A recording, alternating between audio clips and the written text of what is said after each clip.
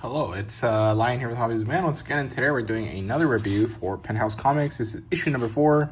This is the August and September issue, and well, I forgot to make a video for this when I got it, so here we are.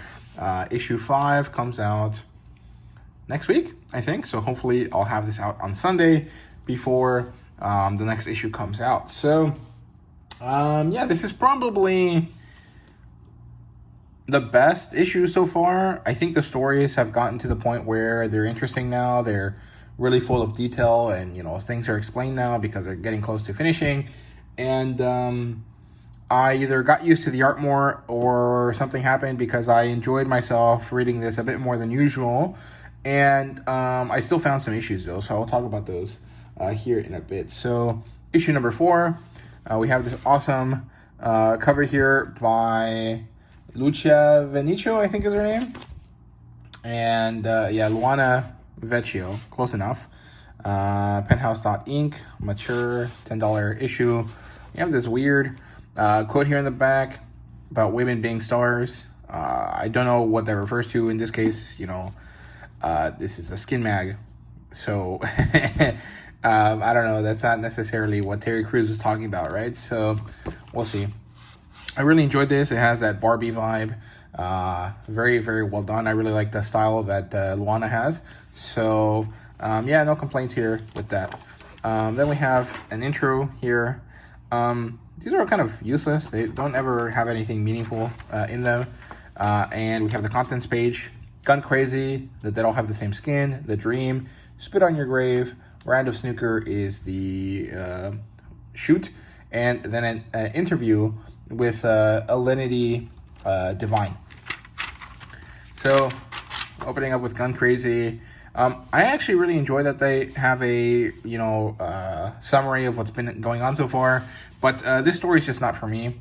And today, while I was reading this, I realized that this is more or less a normal size comic book. Like, this could fit in a normal size comic book. There's really no value in adding it to this kind of special one, this larger format, right? So, I still don't like this story. I don't enjoy it at all. I think it's stupid and useless, and there's no point in it.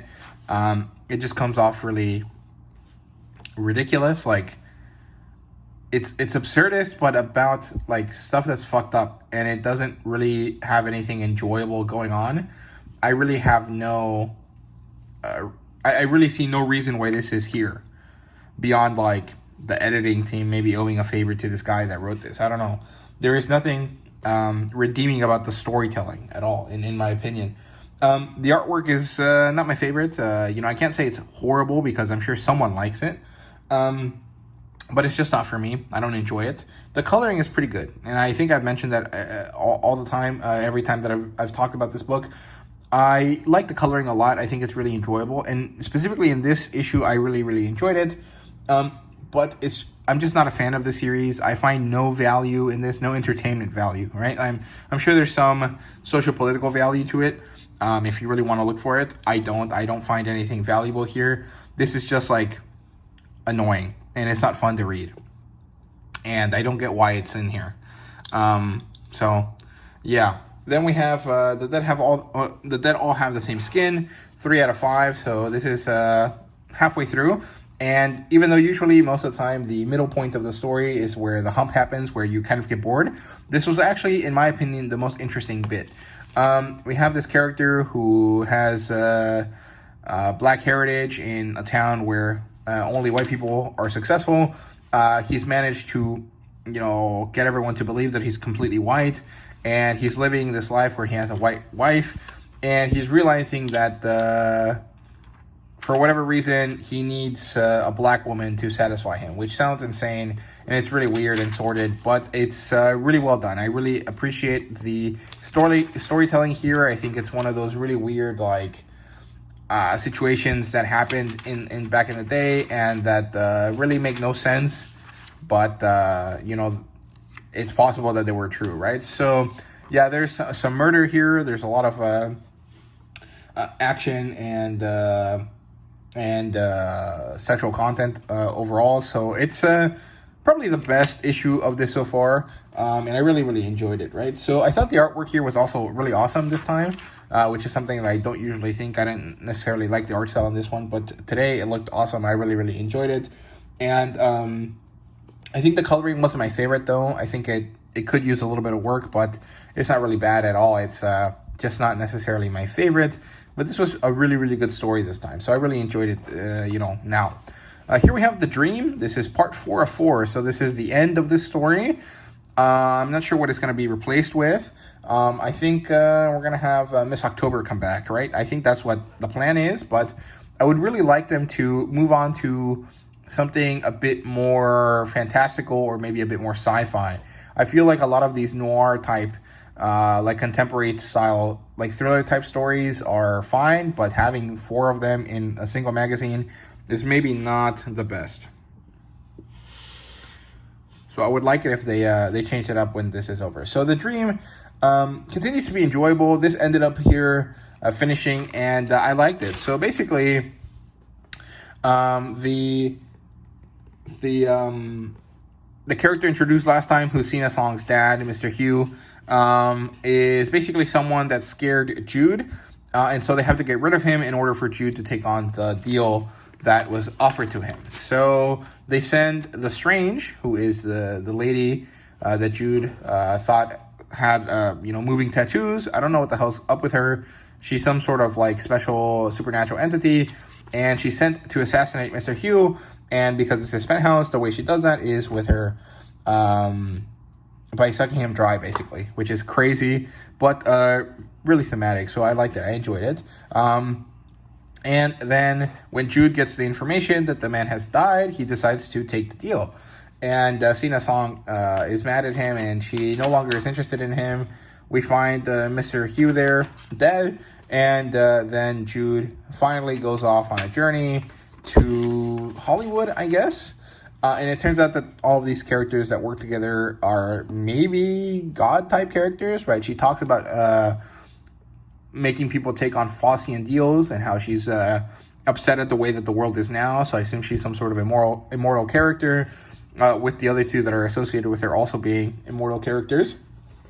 I would assume the Strange is probably death. She's the devil, and then the other guy is, something in between, right? I don't really know. We didn't get answers to that, but I enjoyed the supernatural aspect here. I thought it was fun and enjoyable, and I really liked the coloring and the artwork here. Even though, Gillian March's style is not necessarily my favorite, I think it worked really, really nicely for this story, right? So, yeah, I hope that these get collected into single issues at some point, but we'll see what happens there. Then I have I Spit on Your Grave. This is part 4 of 6, and this is really, really enjoyable. If you guys watched something like Saltburn or stories similar to that, right? This is more or less what this feels like, maybe Gone Girl, something like that, where the character is using his sexuality and the sexuality of the people that he's with in order to lead them into death, basically. Lee Anderson is another guy that's apparently historically or ancestrally black, but he managed to convince everyone that he's white.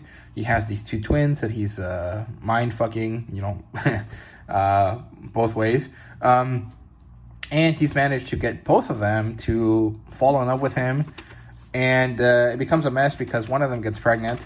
And at that point, he decides that it's time to start doing his serial killing. And so he has planned it out, and he's kind of not sure if the plan is good, if he has to do something different. And what happens is that as soon as it was about to happen, he calls one of them, and he gets cold feet. I don't know what's going to happen here, but this is a pretty good way to end it.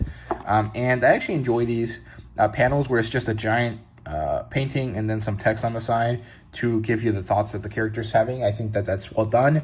I mean, it kind of seems boring looking at it, but I think that the flow of the story is pretty good. And then we have the photo shoot here, still by Paranoid Android Photography. I'm not a fan of this photographer. I don't think that the style that they have is good for me. They play with light a lot in a way that isn't good for these types of shoots. Like, you should make it so that this is really clear and unambiguous, and it is exactly what you're signed up for. And in order, and what happens here is that this photographer tries to make it artsy and stuff, and it just doesn't work for me. I'm not really interested in that. If I'm buying Penthouse, I just want to get to the meat of things, right, and make it simple, right, then he just chooses not to. This model here is named Lana Rose, and she's pretty attractive. I like her. I think she has a nice vibe, and the poses that she does are really great. And broadly speaking, this is probably the best photo shoot so far, because it has the least weird lighting, but it's still not really my favorite, although it was pretty long, so I'm pretty happy about that. There's quite a bit of material here related to it. Let's see, I'm trying to flip through these to not get anything that flags me too badly. Let's see, because they do get a bit spicier than normal. And then we have the interview here with Alinity, Alinity Divine. I don't know who she is. I mean, I understand that she's a big famous Twitch streamer, but not one that I follow. Although I don't really follow too many TD streamers anyways. I'm aware of some of them, like Amaranth, and I think she has an interview here in the next issue. And on one hand, I think that this is cool. I appreciate the fact that they're trying to aim for a younger audience by having, people that would interest, 20-year-olds. But at the same time, I don't recognize her. I don't think that she's all that special.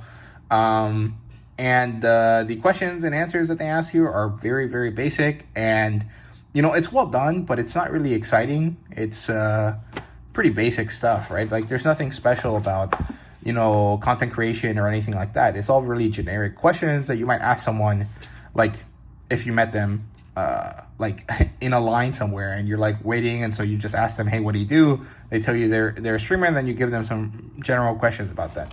It was done by Adriana and Nathan Jokum, or Yokum, I guess. And I think that there's a lot of issues here that mean that whoever's editing this is doing a bad job, because she's from Colombia, apparently. She moved to Canada, and every time that they asked her something, they would say Columbia, which is a different place. It's not Colombia, right? And then here, she would say Colombia properly, but then down here, she didn't say Texas with the correct capitalization on the word. And as a Texan, I'm upset about that, because Colombia and Canada got the right capitalization and Texas did not. And in general, I think that that's just really lazy and badly done. I think that you're selling this as a premium product. You should at least have the most basic stuff in this done properly. And these are really simple things. Like, 10-year-olds could fix this and understand that Texas has to be capitalized, that Colombia and Colombia are different places, and the fact that it's not is really disappointing. Also, in this one, the picture is really nice. I think that it's really well done, but you didn't have to make the picture so big. You could have cut it down here and then just had normal text here, and that would have been better, because the background here makes it impossible to read half of this text, and that's really annoying. So they did another bad thing here. It's a shame there. And finally, whoever took her pictures, assuming that it wasn't herself, didn't do her any favors. Like, the posing here is fine, but it looks like the angles are not very good, because giving her like angling from below makes her head look really big. Like, here, it looks like it's almost the same size as most of her torso. And same here. These two are not that bad, but these two specifically, man, you're not doing her any favors. This is supposed to make her look as beautiful as possible, and you're making her look like a weird freak because she has a giant head, right? And I'm not going to measure it or anything, but, like, Jesus. So, yeah, those are my thoughts on Penthouse. Overall, it's pretty fine. I enjoyed most of the storytelling, but anything else is not great. I think they could have done some better things there, but it is what it is. So, yeah, those are my thoughts on Penthouse issue number 4. Let me know what you thought. Thank you guys so much for watching, and see you guys later.